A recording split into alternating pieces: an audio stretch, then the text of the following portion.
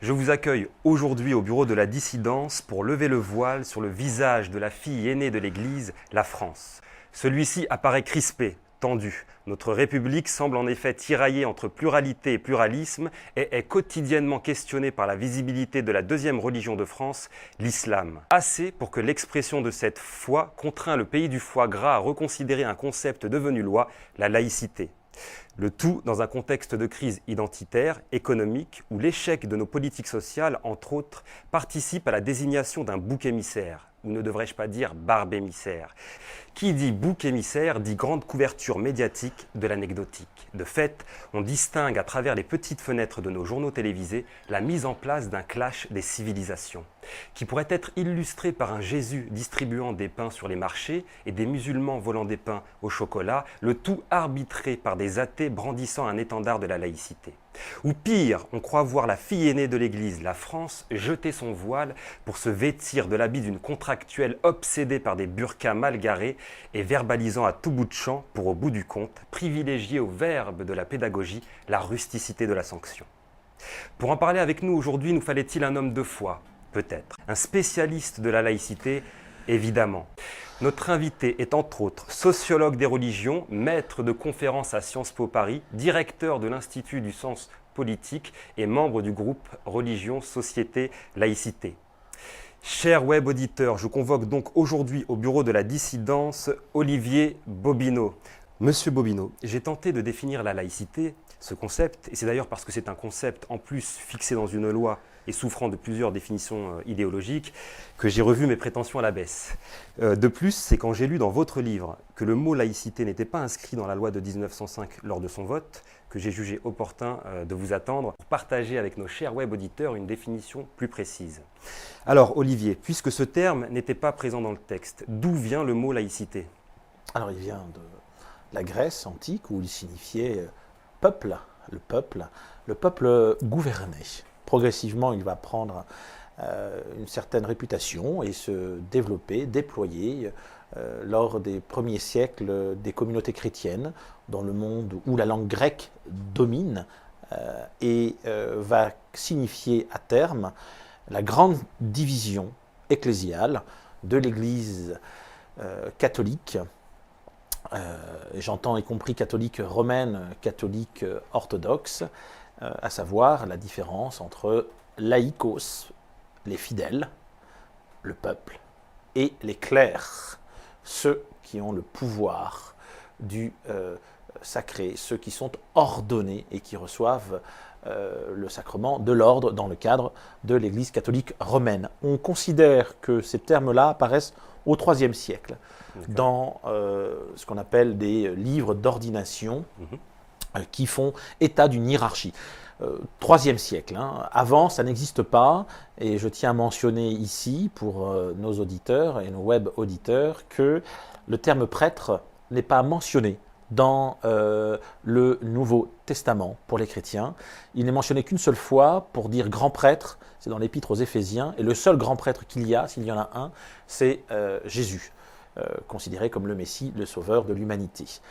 Voilà, donc cette division, c'est le IIIe siècle, progressivement dans un monde de langue grecque, mais où le pouvoir de Rome est encore puissant et va aboutir à une moralisation, une distinction morale. D'un côté, il y a ceux qui sont consacrés à Dieu, au sacré, et les autres qui sont le peuple. D'accord, donc on peut dire qu'à cette époque-là, le mot laïcité n'était pas laïque.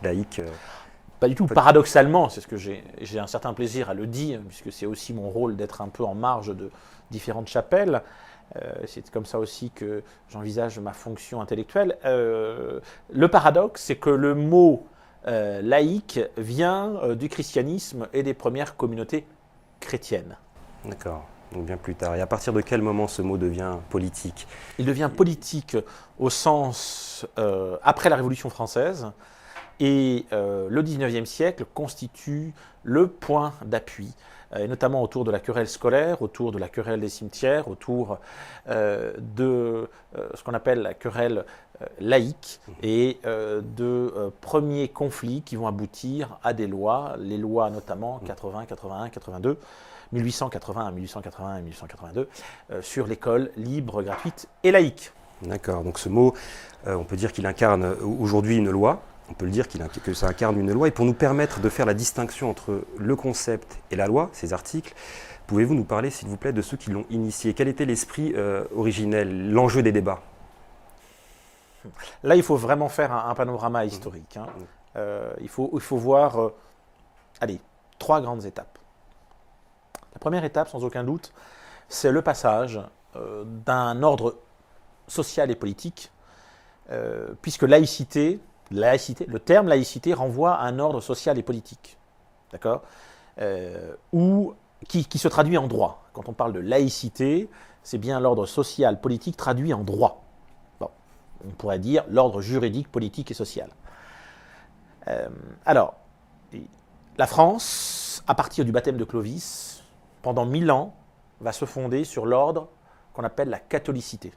Catholicité, c'est-à-dire que le fondement moral du lien social et politique est le christianisme interprété par l'Église catholique. L'Église catholique a même en France le monopole d'interprétation, on dit le monopole herméneutique d'interprétation de ce qu'est le lien social, de ce qu'est le lien politique, de ce qu'est le fondement du lien politique et social. C'est l'Église catholique romaine. Bien, en effet, entre 496, baptême de Clovis, ou autour de 500, disons, il y a des historiens qui disent que c'est plutôt en 502, bref, autour de 500, jusqu'à l'invasion protestante, à la réforme protestante. Je dis invasion parce que c'est comme ça qu'ont perçu certains catholiques, la réforme protestante, et encore aujourd'hui, sans aucun doute. Il y a 1000 ans où l'ordre politique est fondé sur l'ordre sacré interprété par l'Église catholique romaine. Le roi est le fils aîné de l'Église, le royaume de France est la fille aînée de l'Église. Vous l'avez souligné en introduction en faisant état de cette notion de fils et fille aînée. Ça veut dire que... Certains se demandent s'il était réellement croyant.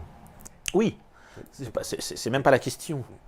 Il peut ne pas croire. Hein. On connaît y compris des responsables religieux aujourd'hui qui sont à la tête et au sommet de certaines institutions, y compris musulmanes, et qui ne croient pas en Dieu. Bien, donc ça, c'est pas un problème. Le problème, il est social, politique et métapolitique. Le politique a besoin d'un fondement. Son fondement, c'est donc la catholicité. L'interprétation par l'Église catholique du message divin. Sauf que, à l'arrivée des protestants, 1517, disons, réforme protestante, Luther, en Allemagne, va, lors de 95 thèses affichées sur les portes du château de Württemberg, donc dire, voilà, je remets en cause cette autorité. Je remets en cause l'interprétation. Je remets en cause le principe herméneutique catholique. L'intermédiaire, quelque part. L'intermédiaire entre Dieu et l'humanité. Et je dis, je propose, 1, de traduire la Bible, et 2, chaque fidèle, chaque laïc, parce qu'il n'y a que des laïcs, hein, tout le monde est chrétien, à part une minorité juive, tout le monde est laïc, fidèle laïc, c'est-à-dire fidèle croyant de l'Église, eh bien aura la possibilité d'avoir accès à son Dieu, directement, par l'intermédiaire de l'Écriture. Sola scriptura. D'accord. Donc seul le texte. Seul le texte et la foi. D'accord. Seul le texte, la foi. Quelle claque dans la figure. Rome condamne, et ceci vient en France. Sauf que quand ça vient en France, en Allemagne, l'Allemagne n'est pas un État. Il y a des principautés, il y a des royaumes, il y a différentes villes commerciales.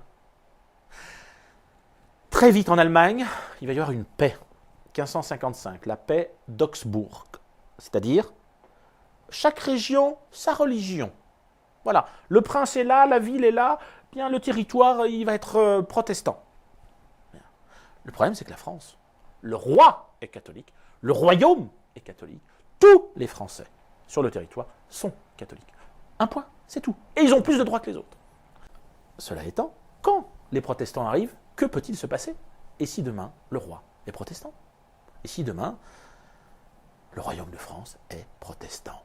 Autrement dit, et si demain, ce qui nous fonde dans notre lien politique, dans notre lien social, depuis 1000 ans, eh bien si demain c'est la protestanticité, et non plus la catholicité, drame, remise en cause de tout l'univers, l'imaginaire, le politique, le social, le religieux. Donc, Milan, la fondation et la catholicité. Que va-t-il se passer quand les protestants vont ainsi faire des premiers convertis, notamment dans l'est de la France? Il va y avoir une violence. Une violence. C'est pas simplement la foi qui est remise en cause. C'est pas simplement la religion. C'est la fondation même de l'État français. Ceci est insupportable. Ça va donc justifier quoi? Contrairement à l'Allemagne, où il y a une paix d'Augsbourg, où chaque religion, chaque région a sa religion. On divise, y compris la ville d'Augsbourg, par exemple, en deux, et on dit la moitié des églises et bâtiments religieux seront protestants, l'autre moitié catholiques. En France, ça ne va pas être le cas, parce qu'il y a un monopole depuis 1000 ans, et qu'il est hors de question de le mettre en cause. Et que va-t-il se passer? On va voir une guerre de religion violentissime. Montaigne écrira « barbarissime violence ». Pourquoi? Mais parce que tout simplement, le protestant, c'est finalement le diable. C'est le diable qui menace l'ordre politique, religieux, social, familial, qui menace tout ce qui fait la France depuis 1000 ans. Et il s'organise comment alors, cette communauté protestante? Dans l'obscurité, la nuit, hors la loi. Elle s'organise comme elle peut. Elle enterre ses morts la nuit, puisque si elle enterre le jour, ils sont aussitôt déterrés par les catholiques. Elle ne peut plus vivre dans le sens où on va avoir des violences qui auront 4 caractéristiques principales. D'abord, elles seront scatophiles, c'est-à-dire que des femmes seront violées alors qu'elles sont mortes. Ensuite, on s'en prendra aux nourrissons. On éventrera des femmes dont on tirera les bébés vivants. Ça rappellera d'ailleurs le GIA et le FIS, mais un peu plus tard, en 1990-91, en Algérie. Donc là, on est quand même en France, dans le pays du dieu Amour. Et dans ce pays du dieu Amour, au nom de ce dieu, parce que tout est menacé par les protestants, qui incarnent le diable, on va prendre la tête des bébés et les frotter contre les murs vivants, sachant que la mère protestante est éventrée et gît à côté. Il y aura également une violence qu'on appelle anthropophagique. Je pense là au bourreau de Carcassonne, qui en 1563 va éventrer vivant un protestant, en prendre le foie et le manger en public.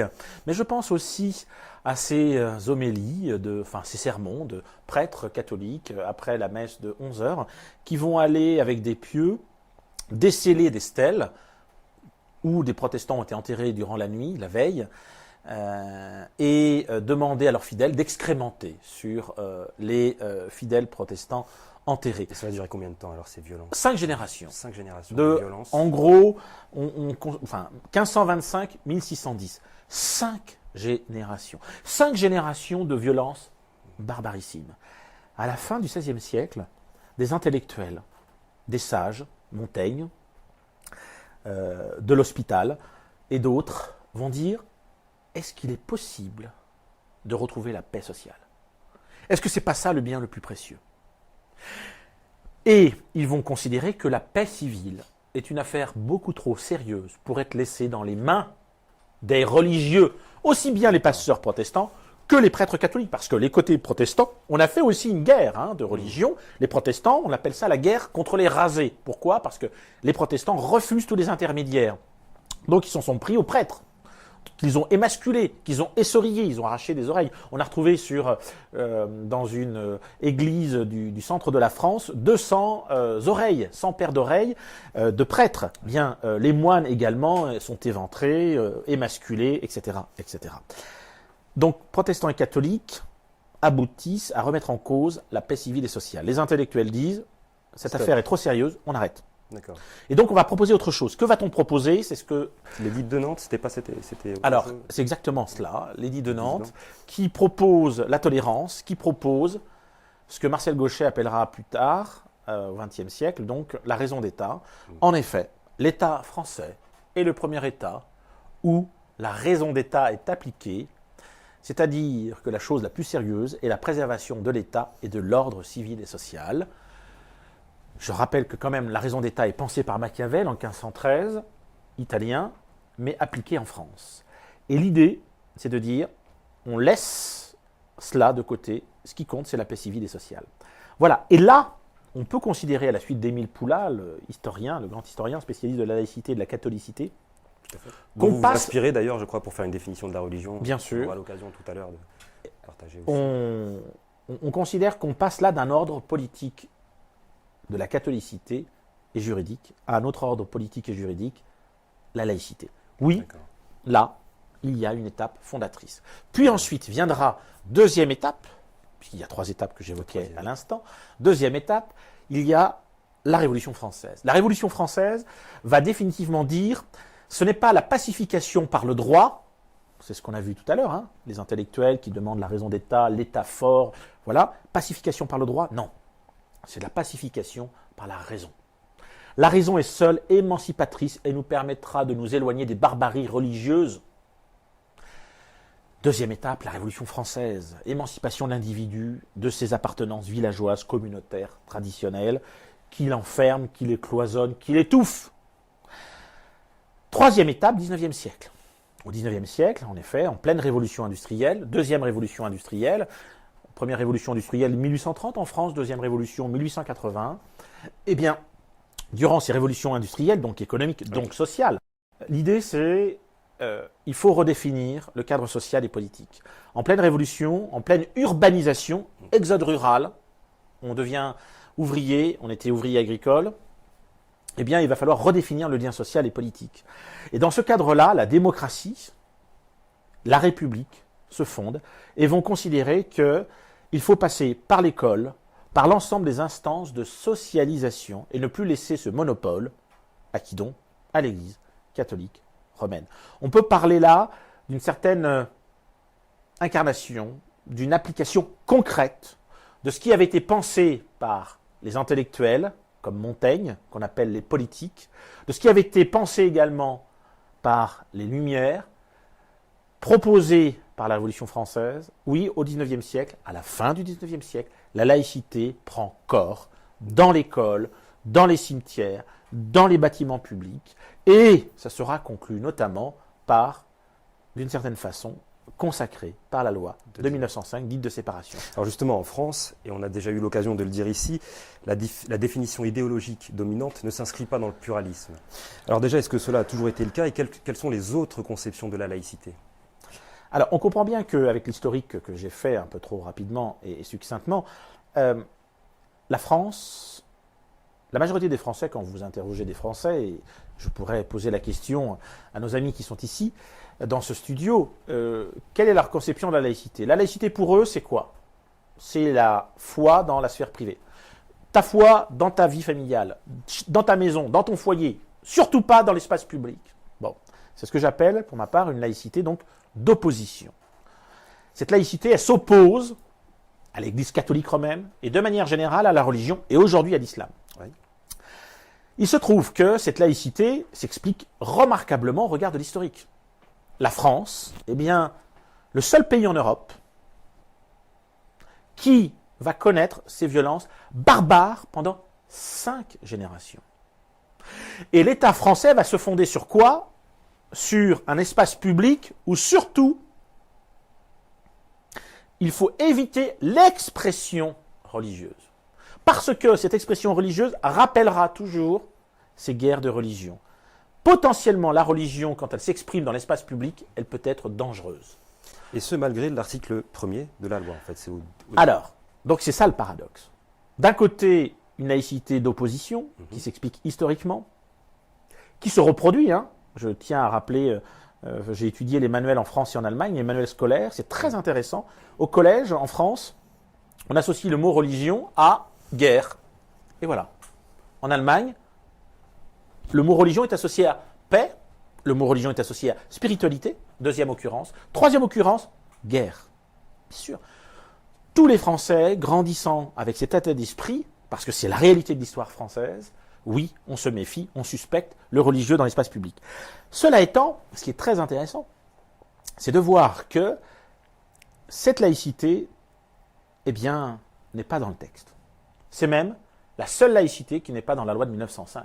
Alors, quelles sont celles qui se fondent un peu sur ces articles? Il y en a 3 autres. D'abord, il y a la laïcité fondatrice de ce texte, que je propose d'appeler une laïcité de proposition. Qu'est-ce que c'est? L'article 1, dans la loi du 9 décembre 1905, dite de séparation des églises et de l'État, les églises et de l'État, c'est la seule fois d'ailleurs où le mot église est mentionné dans cette loi. La République assure la liberté de conscience. Point. Elle garantit le libre exercice des cultes, sous réserve de l'intérêt de l'ordre public établi par la loi. Quel est le mot qui revient? Liberté. Elle assure la liberté de conscience, elle garantit le libre exercice des cultes. Liberté, liberté, liberté, liberté. Et elle ne fait pas que le garantir, c'est-à-dire mettre des dispositifs, la République aussi assure la liberté de conscience. C'est-à-dire qu'elle, c'est plus que garantir, assurer, ça veut dire rendre certain. C'est le principe fondateur. La liberté de conscience à tout prix, mais il n'y a qu'une seule limite, l'ordre public. Pourvu que ça ne trouble pas l'ordre public. Qui, lui, est défini par quoi, l'ordre public aussi? Alors, l'ordre public est défini par la loi et interprété par le Conseil d'État, qui est la plus haute juridiction administrative de l'État français, et qui évolue, bien sûr. Mais l'ordre public, c'est tout ce qui porterait atteinte à la sûreté, sécurité, salubrité, tranquillité de l'espace public, dans lequel les citoyens coexistent et vivent et se rencontrent. Autrement dit, l'article 1, c'est la liberté, pourvu qu'elle ne trouble pas l'ordre public. Autrement dit, alors que les Français pensent que la laïcité, c'est la privatisation de la foi, ta foi dans ta famille, tranquille, loin de tout, eh bien cet article ne propose pas du tout la privatisation de la foi, il propose la publicisation du culte. La possibilité... Oui, vous alliez répondre, c'est la possibilité de pratiquer dans l'espace public son culte, qui est une notion française juridique très particulière, qui correspond à dire, vous pouvez, à partir de votre édifice religieux, donc c'est une notion qui vient de la civilisation paroissiale catholique, hein, mais le culte c'est quoi? C'est la possibilité de pratiquer sa foi à partir dans l'édifice religieux et à partir de l'édifice religieux. Bon, il y a une notion territoriale. Ça veut dire quoi? Ça veut dire que demain, oui, tous les Français peuvent descendre dans la rue et faire ce qu'ils veulent. Mettre les mains en l'air si ça leur chante, si c'est leur foi, porter le voile, il n'y a aucun problème. Porter aussi, normalement, la burqa. Sauf si à un moment donné, il y a trouble à l'ordre public. Donc, cet article 1 peut interroger en disant, mais attendez, vous êtes gentil, vous venez de nous dire que l'histoire faisait que, mais d'où vient-il? Eh bien, il vient d'une chose toute simple, c'est que précisément, suite aux guerres de religion, la notion importante qui va se dégager, c'est la liberté d'opinion religieuse. C'est la liberté. C'est la liberté. Et d'ailleurs... C'est ce qu'il y avait donc dans l'esprit originel de la loi. Bien sûr. Et donc, si vous voulez, il y a une tension qui va s'opérer entre d'un côté l'ordre public, la paix civile, sociale, et de l'autre la liberté, y compris... d'exercer son culte. Son culte ou pas. Je reprends là l'article fondateur de cet article 1 de 1905. L'article fondateur de cet article 1 se trouve dans la Déclaration des droits de l'homme de 1789. La Déclaration des droits de l'homme et du citoyen de 1789, d'août 1789, article 10, nul ne doit être inquiété, y compris pour ses opinions religieuses, même pour ses opinions religieuses. C'est-à-dire, eh bien, je fais ce que je veux, dès lors que je suis dans liberté de conscience. Alors c'est quoi? Il n'y a que l'histoire qui explique qu'on est si loin en France de cette interprétation-là, de cette laïcité de proposition? Oui. L'histoire, principalement, qui... Eh bien, après, il y a une actualisation, c'est-à-dire qu'il va y avoir, on va venir, mais le fait de la venue d'une nouvelle religion qui va, qui ne va pas avoir, si l'on peut dire, au regard de cette histoire, la pudeur, et qui va dire, mais attendez, c'est une laïcité de proposition, donc exprimons nos opinions dans l'espace public. Sauf que, y compris les catholiques ont complètement intégré qu'il fallait abandonner la soutane dans les années 60, il fallait abandonner la grosse croix, etc. Sauf qu'aujourd'hui, on opère un retour de cela. On y reviendra. Les autres laïcités. Voilà, on a vu la laïcité d'opposition qui s'oppose à la laïcité de proposition, et entre deux, donc il y en a encore d'autres qu'on va essayer de... Voilà, laïcité, rapidement, d'opposition, c'est le contexte de la loi, mais elle n'est pas dans la loi. Les trois autres sont laïcité de proposition, article 1, on vient de la voir. Les deux autres, les Français, quand ils s'intéressent un peu à la laïcité, connaissent éventuellement le début de ce deuxième article, mais l'interprètent mal juridiquement. L'État ne reconnaît, ne subventionne ni ne salarie aucun culte. Voilà. Donc là, quand vous êtes français, vous vous dites, mais vous voyez bien, hein, l'État n'a rien à faire avec la religion. Hein, on est vraiment, voilà, rien à faire, rien à faire. Bien. Eh bien, c'est une erreur d'interprétation. Pourquoi l'État ne reconnaît. Ni ne salarie. Ouais, ne reconnaît. Donc c'est Bon, légalement. ne reconnaît, ça veut dire quoi? Ne reconnaît, ça ne veut pas dire méconnaît. Problème juridique.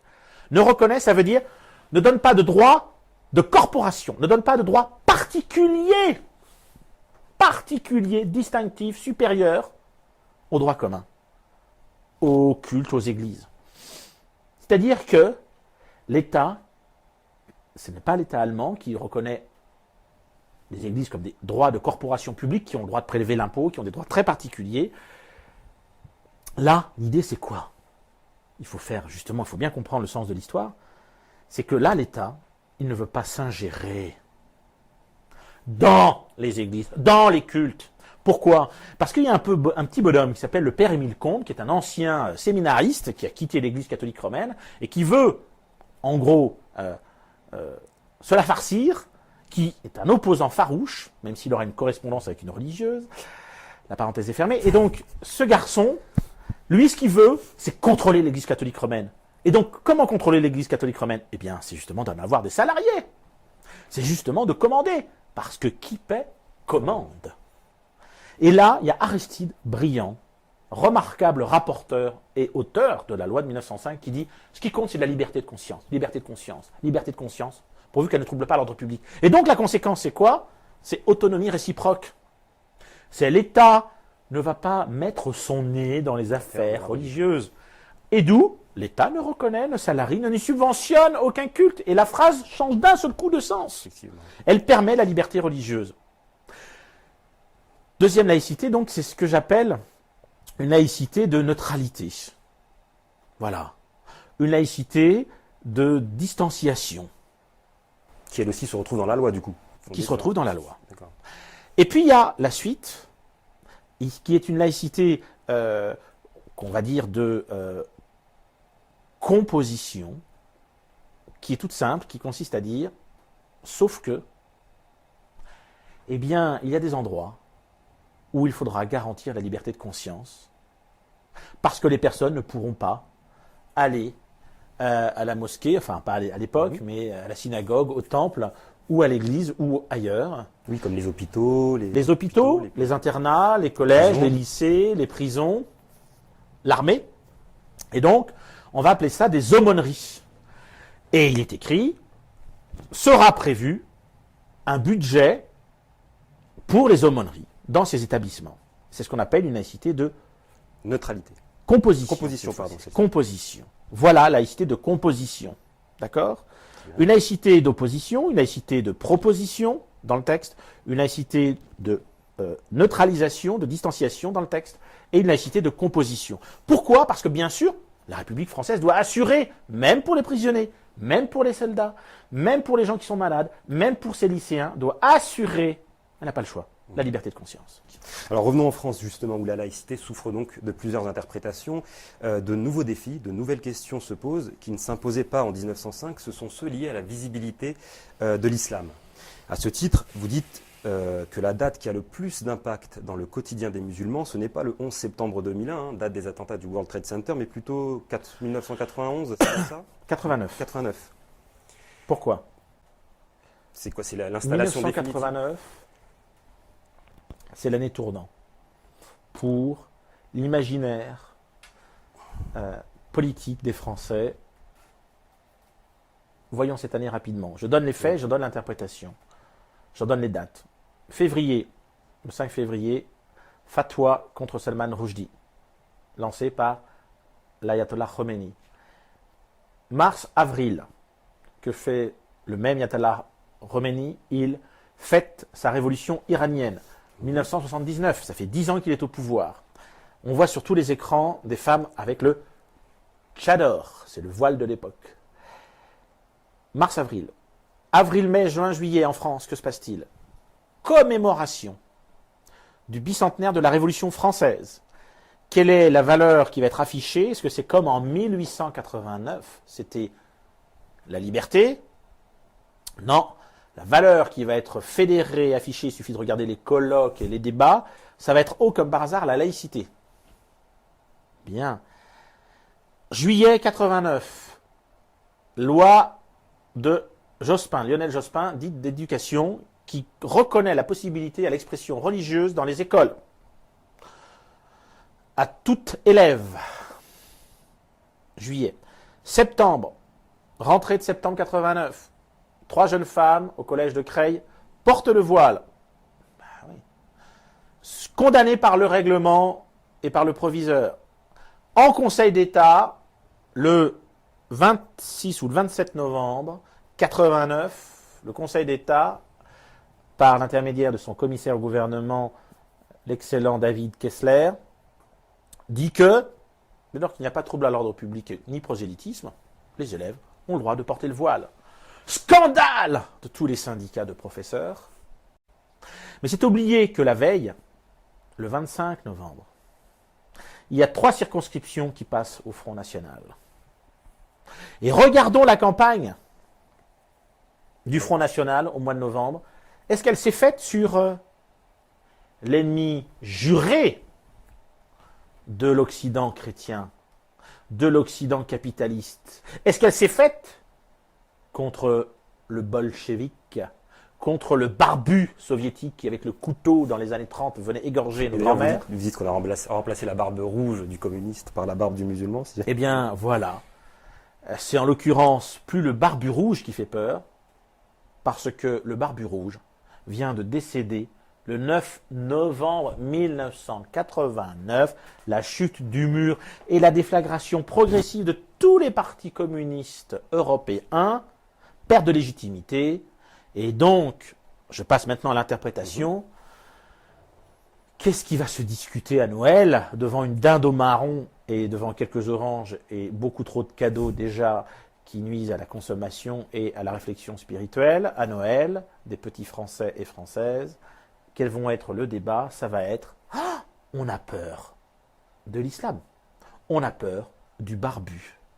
Le péril rouge s'effondre en 1989 et s'y substitue le péril vert. Le grand adversaire depuis la Deuxième Guerre mondiale, depuis 1945, était l'Union soviétique et le Parti communiste. Ce grand adversaire, la guerre froide, c'est pas rien. On est en pleine guerre fraîche. Eh bien oui, ça s'effondre. Et la scène médiatique, l'actualité internationale, nous remplace notre grand adversaire. Un barbu remplace un autre. Alors bien sûr, on ne fait pas de distinction. Hein. Il y a l'Ayatollah Khamenei, il est arabe, il est maghrébin, c'est un bougnoul. Là-dessus s'ajoute l'histoire avec l'Algérie et avec les anciennes colonies qui ne viennent pas faciliter, et l'amalgame est fait. On oublie qu'il y a l'Ayatollah Khamenei, il ne représente qu'éventuellement 15% des chiites, et encore y a-t-il différentes sensibilités au sein du chiisme, et qu'il est tout sauf arabe. Bref, on n'en est pas là. Pour conclure, actualité internationale. Ignorance de l'islam fait qu'on aboutit à substituer, ça y est, on a trouvé notre grand bouc émissaire, c'est l'islam.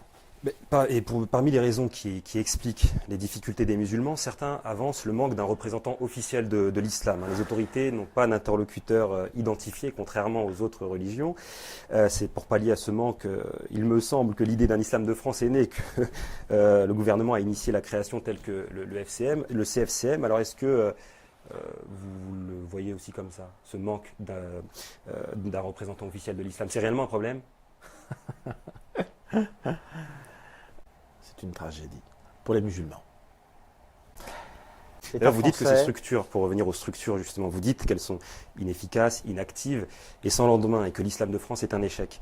Oui. Vous avez identifié plusieurs raisons à cet échec, des facteurs politiques, juridiques, sociologiques. Parmi ces derniers d'ailleurs, les facteurs sociologiques, vous parlez d'individualisme religieux. Qu'entendez-vous par là? Et puis après, on pourra revenir sur l'idée d'un manque d'un représentant officiel. L'ensemble des grandes religions, toutes les institutions, dans le cadre de la modernité, vont connaître un effondrement, une crise de légitimité. Le propre de la modernité, c'est de séparer les individus des grandes institutions. D'ailleurs, séparation des familles. séparation des générations, ce qu'on appelle la décohabitation intergénérationnelle. Oui, l'individu moderne est un individu qui, par émancipation, par la raison, par lui-même, s'émancipe des appartenances traditionnelles. Parmi elles, la religion. Parmi elles, les institutions traditionnelles. La famille, les églises. Bon.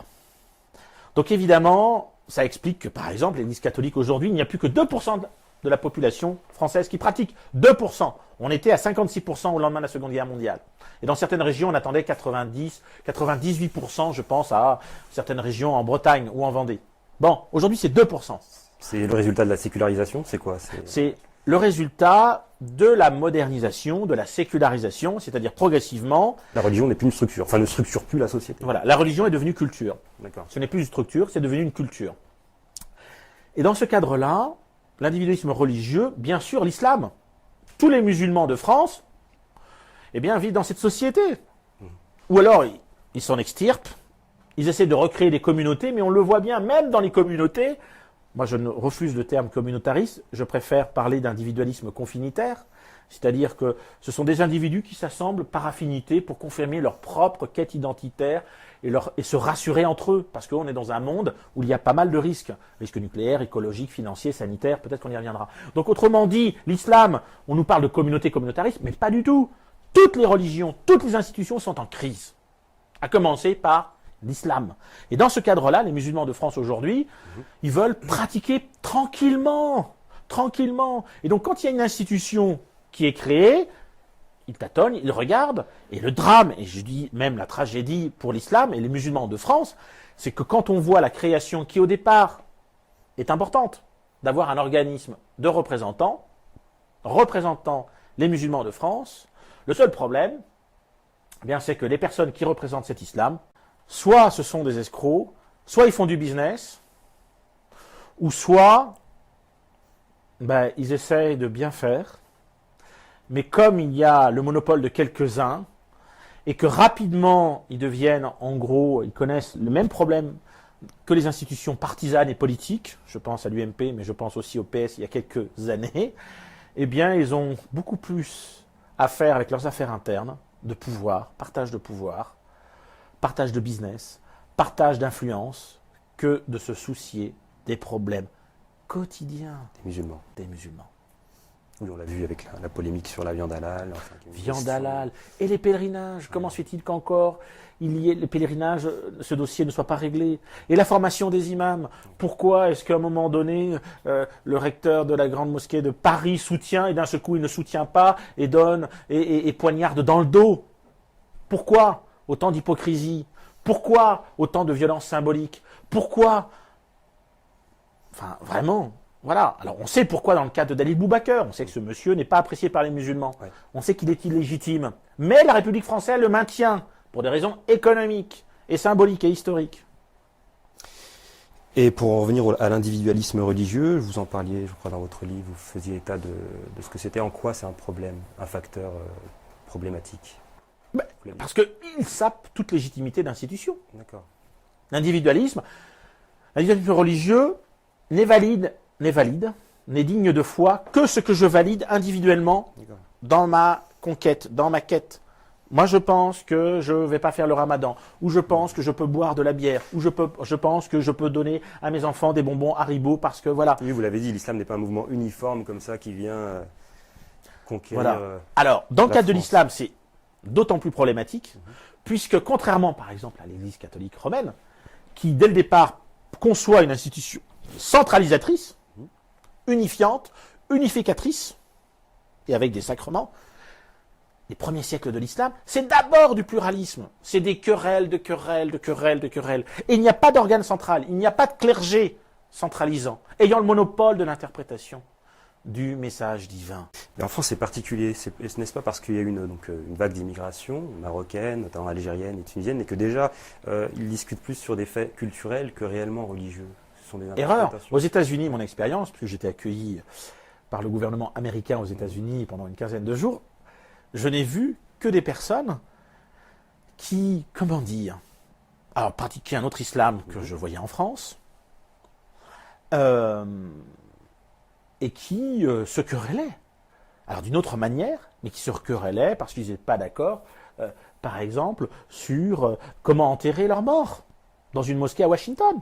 Et il y avait différentes interprétations. Pourquoi? Parce qu'il y avait des Arabes. Pourquoi? Parce qu'il y avait des Persans. Mais pourquoi? Parce qu'il y avait aussi des Pakistanais. Ou il y avait des Anglais. Bon. Enfin, qui avaient vécu à Londres leur foi musulmane. Et tout ce beau monde se retrouvait là. Et surtout, moi, ce qui m'a vraiment étonné, c'est la dimension sociale de l'islam. Quand vous allez aux États-Unis, les musulmans sont des cadres supérieurs, sont des chefs d'entreprise. Ils n'existent pas, ils ne sont pas dans la population. Ils ne sont pas dans les prisons. Dans les classes populaires, ils ne sont pas dans les prisons. Les musulmans, ce sont nos noirs américains, si vous voulez. Où on voit, ils sont déclassés socialement, disqualifiés économiquement, ils n'ont pas accès à l'élite. Ils n'ont pas accès à la société de consommation de manière naturelle, c'est toujours le système D, etc. Ils logent dans des cités, enfin voilà, c'est la stigmatisation, c'est un problème non pas religieux, mais social. D'accord. Dans votre livre, en plus d'offrir des clés de compréhension, vous dessinez des voies vers ce qui pourrait garantir le pluralisme, comme le fait de privilégier dans les débats les citoyens, quelles que soient leurs croyances et leur appartenance religieuse. Alors déjà, qu'est-ce que la citoyenneté ? Dans un premier temps, et en quelques mots, pouvez-vous nous faire part d'une caractéristique du cadre légal laïque que vous proposez? Alors dans ce livre, avec Stéphane Lation, Les musulmans une menace pour la République, que nous avons publié cette année, je crois. Tout à fait. Cet été.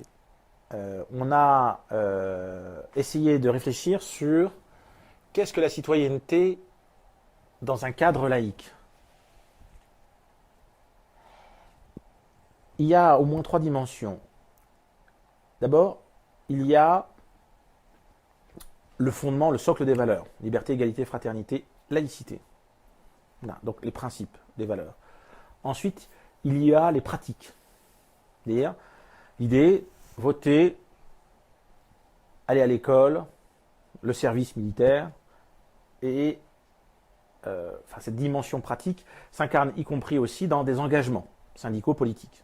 Et puis il y a une troisième dimension qui est, et qui est sans doute, à mon avis, la plus fondamentale, c'est l'idée de dire qu'on est dans la confiance, on est dans la bienveillance, et que l'intérêt général a tout son sens, a tout son sens.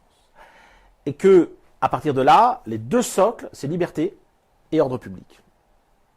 Et qu'à un moment donné, on va trouver, je reviens au 2e niveau, les réponses pratiques en fonction des 4 valeurs que j'évoquais, oui, et au regard de l'idéal, liberté et ordre public. Voilà.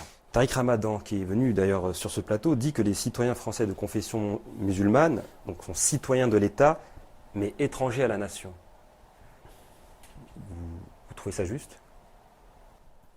Ce qu'il veut dire, à mon avis, Tariq Ramadan, c'est qu'en effet, les citoyens sont étrangers à la population. À la population, à l'opinion, si vous voulez.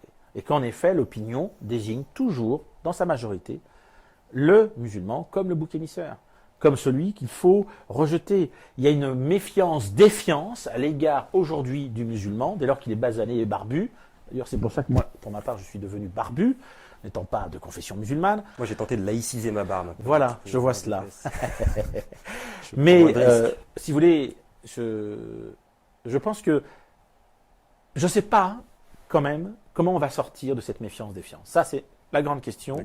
J'y ai travaillé pendant 5-6 ans et j'ai abouti, y compris dans ce livre, à une proposition de médiation, puisque voilà, c'est des solutions qu'on propose en pratique, mais l'opinion n'est pas prête. L'opinion n'est pas prête. Les politiques sont contre-fiches. Voilà. Les leaders musulmans, alors, ils sont tellement pris par leurs problèmes internes et alors découpage de pouvoir, de business.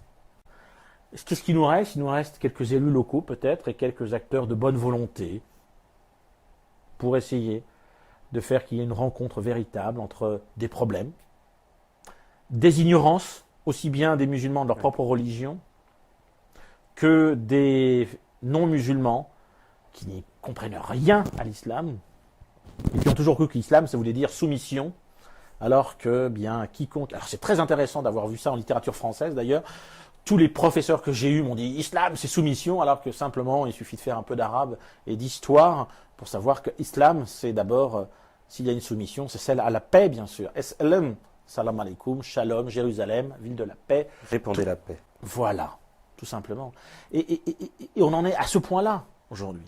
C'est-à-dire qu'il y a une telle ignorance que je ne crois pas qu'on puisse s'en sortir comme cela.